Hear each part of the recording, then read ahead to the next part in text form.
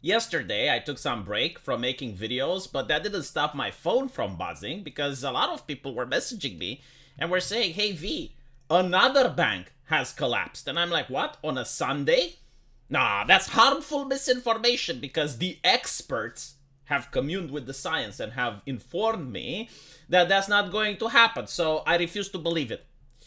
But I want to talk today about the bank that did collapse, which is the Silicon Valley Bank. And what's interesting is that there are a lot of right wingers who are cheering the fact that they went bankrupt. And it's a little bit weird. Like, why are right wingers cheering? So apparently, this bank was trying to shape the culture of the United States. Isn't that a noble endeavor? Instead of focusing on doing their finances, they were trying to do what the voters are trying to do by voting for politicians to pass regulations and change the culture. But no. That's not how things should work anymore. It's up to the bankers to do that.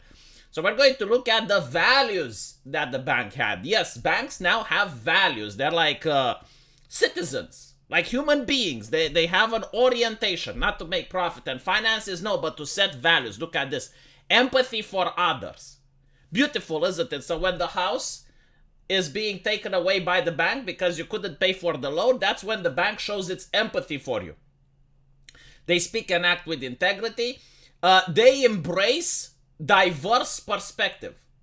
So I guess even the perspective of the Amish, even the perspective of the beggar, the drug addict, as well as, of course, the perspective of the people who work in tech, politicians, right? All of these perspectives are taken into account when making a decision. They take responsibility. Oh, I sure hope so. Because right now, a lot of left-leaning people are asking for the bank to be bailed out. I'm not kidding. A lot of opinion influencers, right? So you have an opinion and they try to influence it. They got blue check marks on the Twitter, left-leaning people, and they're, yes, the bank should be bailed out. I think that the mission statement of the bank should be shown. And it's like, no, they take responsibility.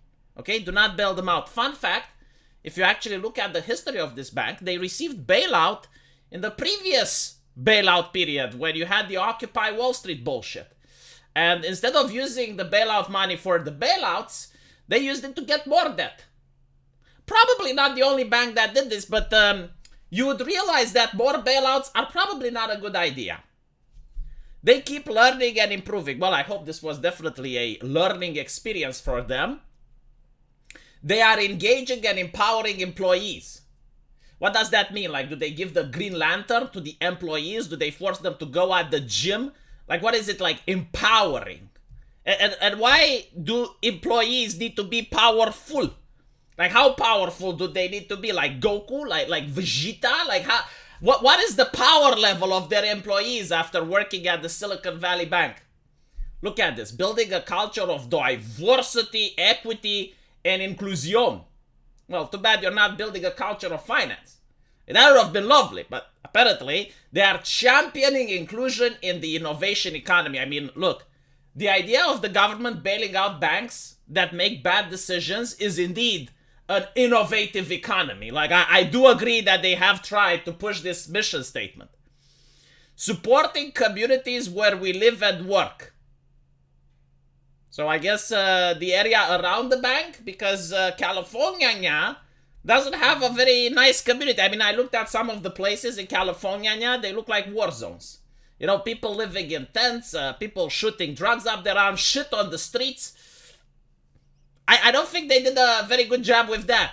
Unless it's just around the bank. If it's just around the bank, maybe it does look like a beautiful community. Advancing the transition. I love this word. Transition. It's so American. Like when I hear transition, I'm thinking about the United States. Transition to a sustainable, low-carbon world. Yes, this is what the bank did.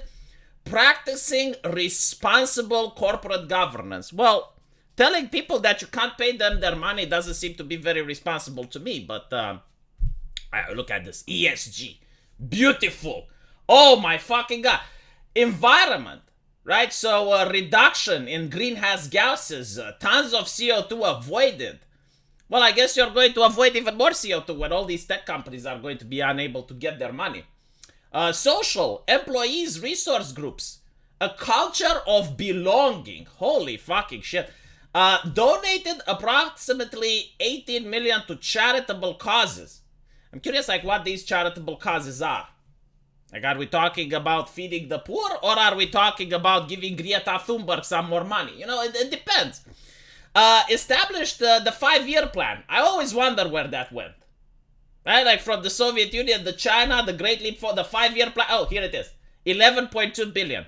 Yeah, I think current events might destabilize their future 5-year plan. Governance. Oh, this is beautiful. 45% of our board of directors are women. Yes, because when I care about who does my finances, the first thing I ask is like, what gender are they? And what race are they? What is their ethical makeup? Can I see their family line? Do we go for the one, right? Like that's what you care about when you go to a bank and you have someone doing your finances. So, yeah, like, as you keep looking, look at this, head of financial risk management. The phrase, you can't be what you can't see, resonates with her. As a queer person of color, right? Like, it's not the qualifications that go first, right? It's not like as a PhD in finance. No. As the queer person of color, like the aristocracy. And a first-generation immigrant from a working-class background, there were not many role models for me to see when growing up. You know, like, so you're telling me, right? Like, this is what I want to know. If you see a person, Jesus Christ, okay? If you see Jesus Christ, and he has his teachings, and he tells you how to live your life, you go like, you know what? Jesus Christ, you make a good point, but unfortunately, you are not an immigrant, and you are not a queer person of color. I mean, you are a person of color, but you're not queer. And because of that, I can't use you as a role model. Like, this is how these people think. Very bizarre, isn't it? So yeah, all of that went down the drain. Apparently, Meghan and Harry have a lot of money to lose. This actually hurt me. You know, like, they were already in a bad place with South Park making fun of them. Hearing that they already lost money because of this is heartbreaking. Oprah also lost money. Sad. But what's even more sad is that it is bad news for climate change. 1,500 climate and energy tech companies relied on the bank. More than 60% of community solar financing nationwide involved in the bank. Silicon Valley Bank was an integral part in the early stage climate tech community. The bank published influential annual reports on the climate tech sector, and it sponsored events for climate VCs and startups. It also provided more than $500 million in revolving credit to Sunrun, the company's largest residential solar company, right? So, bad news all around. Horrible. Most of the people affected by this bank were woke as fuck. Like, this bank had an ideological message. And the more people aligned with that message, the more likely they were to invest in this bank. Absolutely horrible. Now, with that out of the way, it is also a question on whether or not more banks are going to fall. Because if we get to see more banks falling in the next couple of weeks, that is very bad news. But if it's just a one-off event, then it's not so bad news. It's still bad, of course, but not as bad. All right, so not as bad news. Apparently, the government may not bail them out. Like, there are talks. I did hear that they may consider giving money to the people that were disaffected by this. So the government might like give money not to the shareholders of the bank, but to the stakeholder. Stakeholder capital. Beautiful. I love stakeholder capitalism all of a sudden, right? So, not to the shareholders and the people at the back. Still, the idea, I'm from the government and I'm here to help, is something very scary when you utter it out loud. But we'll see what plans the US government has for this. Apparently, regulators were already in on the case with the New York bank. So, it is what it is. Let me know what you guys think, and as usual, I will see you in the comment section, and I'll keep you up to date about this important topic and its developments.